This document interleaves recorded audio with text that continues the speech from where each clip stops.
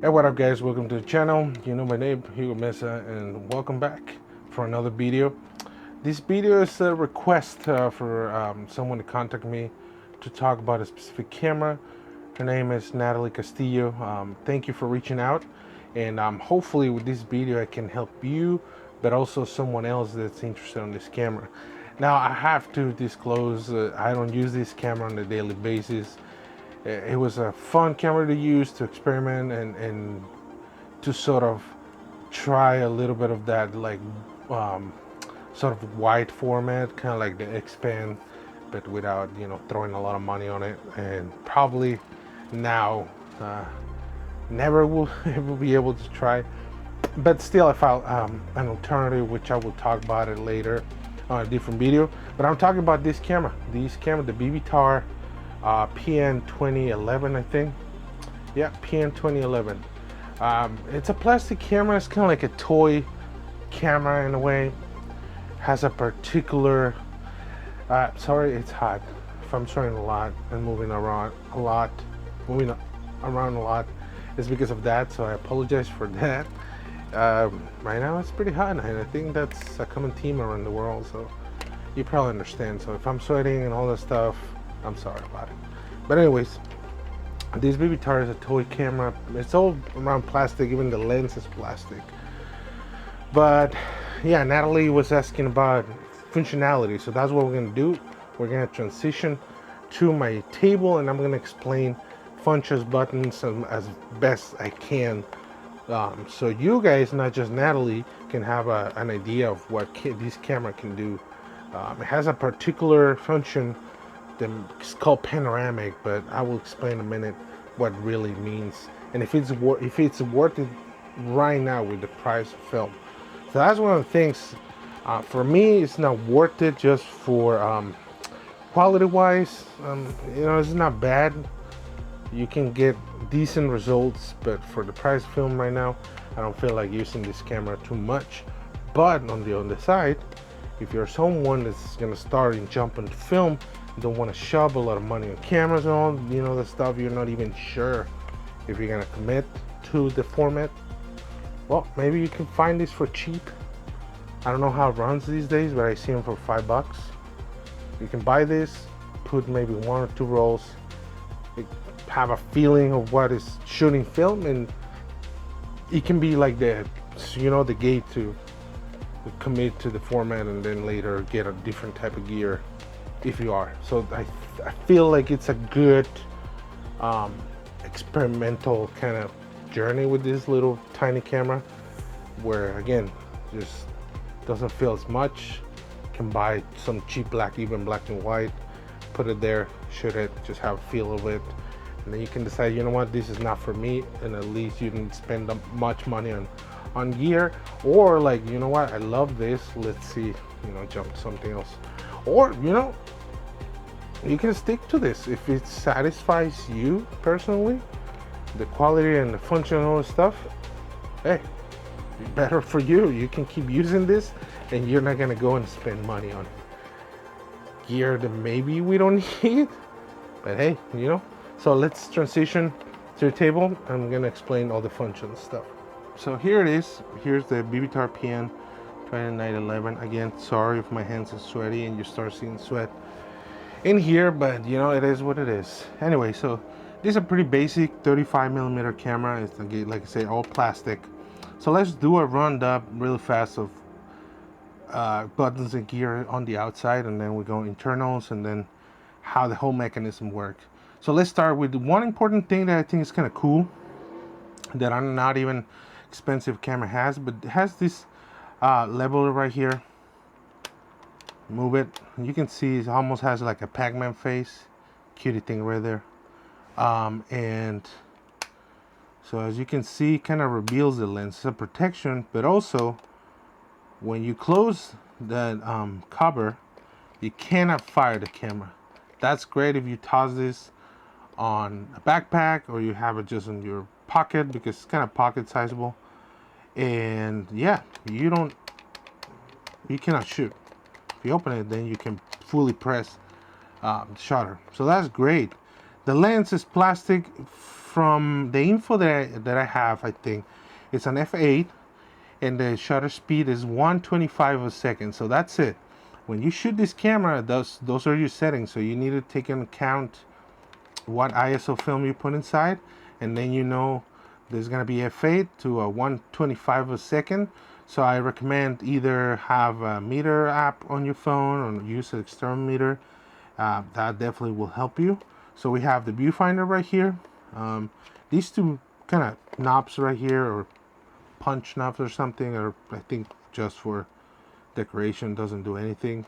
And it's a free focusing, so it's a fade. For the most part, you're gonna have most of the things, you know, in focus.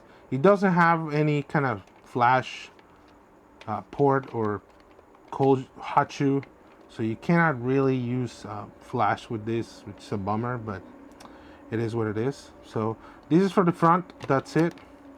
On the top we have the shutter right there. Press shutter. You have the film counter to see how many, you know, photos you have, and then you have your film knob rewinder. You finish the roll, and you pull back the film right there. You have the little arrow pointing to what direction. So that's great, pretty simple. Again, now you have a film window. Again, another kind of cool thing to have sometimes. You know, there are some cameras I have that doesn't have it, and then luckily for me, I don't change a lot of stocks normally, and I'm pretty good at keeping a track of what I load on the camera. But for some people, they don't have that great memory, I guess. So this is cool. You can see, I have a glimpse of what you're shooting, what ISO and all that stuff. You have viewfinder. Again, not the best thing in the world, but you can frame, and for the most part it's clear. Again, it's plastic, nothing to write about it, but you know, you're gonna be able to frame and take the photo, and for the most part, you know, the function is great. And then here is the pull lever for the film. You change your film, you finish, keep tracking, stop, next photo is ready. So again, nothing crazy. On the sides, on this side was flush, nothing there. On the other side is the knob to open the door, the back door for the film, the little latch, push it and that's it. On the bottom you have a little tripod socket right there, so that's good if you want to do, I mean, this thing is not going to go slow shutters, but if you just want to do some more steady shot, or do it more composed, or put it in a weird place that you can only do it with a tripod, well, you have that option. And then this button right here, so when you finish your roll, it's gonna finish.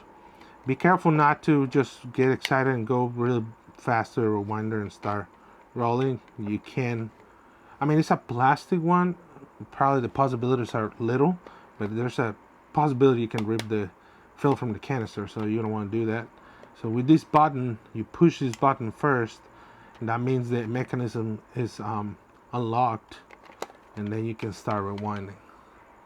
So just keep in mind that. Now, I didn't talk about this one in the back. If you notice, I point everything else and I missed this. But this is a kind of like the special feature of this camera. So I think probably by the end of the 80s, start in the 90s, this thing, the whole panorama thing got popular. And if you don't know, 35mm has a 3:2 aspect ratio. That's kind of like the normal format of the photos, most of the photos we see everywhere. And then there was a camera, the Hasselblad X Pan, which basically what it will happen is, I think it will move the film. Sorry about the noise again. I don't want to close the door. It's just gonna get super hot in here. But anyways, that X Pan, what happened, it will have two film frames back to back. It will take a whole picture, almost like it fits the whole back here, that wide. So it was like a wide screen, maybe inspired by the movies with the anamorphic lens. They have that really wide aspect ratio. Really cool format, and one that I'm interested into is just so expensive, especially with film, to the point that maybe it's not worth it. That camera in specific is extremely expensive. I think it's close to the $5,000, and that's a bit too much. But anyway, so you move this, and I'm gonna show you in a minute what's gonna happen inside, because that's part of the kind of magic in a way. And that's what it feels a little frustrating into, like, do I really want this feature just for fun? In a way, kind of is gonna kind of waste some film, but let's see. So anyway, let's open it up. You open it up right here, and there it is. That's the internal. You can tell right here, for this particular camera, you kind of need to pull these two things, so kind of the frame counter goes, and you can see the shutter. Sorry, let me open this. Go. So fast, 125. Wow, not super fast, but whatever. You put the roll film right here, take it this side, and then you start close and you start rolling, and you're gonna see this knob moving. That means it's ready to load and ready to go. But anyway, so here you can take a normal 35mm 3x2 format right there. Now, see what happened when I pull this lever right here?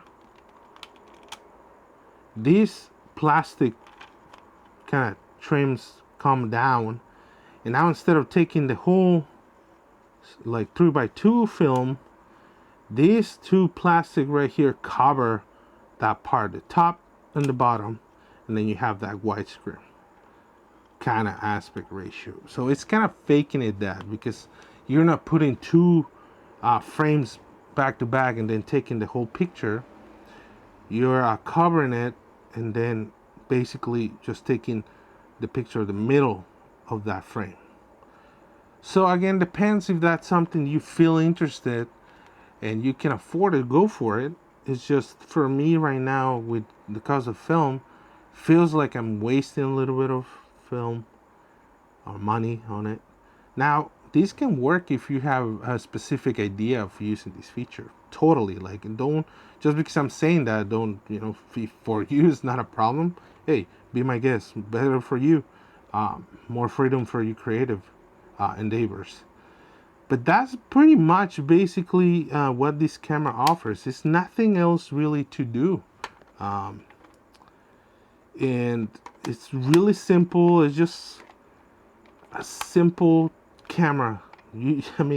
Sorry that I'm making emphasis on that, but it's just that. You load the film, you have only one shutter speed, one aperture, and the ISO basically is decided by the film you put on it, and you run with it. It's pocketable, it's light, it has decent quality. Again, this is not going to be like the creme de la creme on picture quality, of course, but it has decent quality. It's a plastic lens though, so again, don't expect anything crazy, but it's decent. And again, it's light, it's pocketable, you load it, it's ready to go. You don't need to think a lot about settings. And again, if you want to really nail down the exposure, well, you just take an app on your phone, light meter app on your phone, or external light meter. You set it for f8 125. You put the ISO, and that's pretty much it. There's nothing else. Again, it's basic, and it will limit you, but I think sometimes limiting you, it can be helpful for sure. So that's about it, Natalie. Hopefully that helped you a lot. If you want a more, if you have more questions, just shoot it on Instagram or send me a message here in the YouTube comment section, and we'll try to, answer them as much as I can. There's not much else to do. I have 2 videos that I did already with this camera. I will link them at the end of the video so you can watch them too. But yeah, that's it. It's the Vivitar PN 2011 focus free. That's what it says. Panoramic and normal. I think, again, if you are someone that maybe is considering to jump to film, don't want to start spending a lot of much money on film gear, this is a good option. You maybe throw 1 or 2 rolls of film and have a feel to it, and see if you want to stick to it. And if not, at least you're not gonna feel bad that you spent so much money. So that's it, guys. Thank you. Hopefully you enjoy it. Let me know in the comments if there's other stuff you want me to jump in. I uploaded recently a video about a digital camera I recently acquired, but someone pointed out in the comments that it was kind of dark, and I will have to agree, something went to my monitor when I was showing the camera. It was too dark, so I'm gonna redo it with better lighting, and then I will upload it. So wait for that one too. And again, more videos, some cameras, some film, and some of the stuff I'm been working on. Hopefully you enjoy it. Again, my name is Hugo Meza. Hopefully you have a great time. Share, like, and all that stuff. Subscribe, please. And until the next one, adios.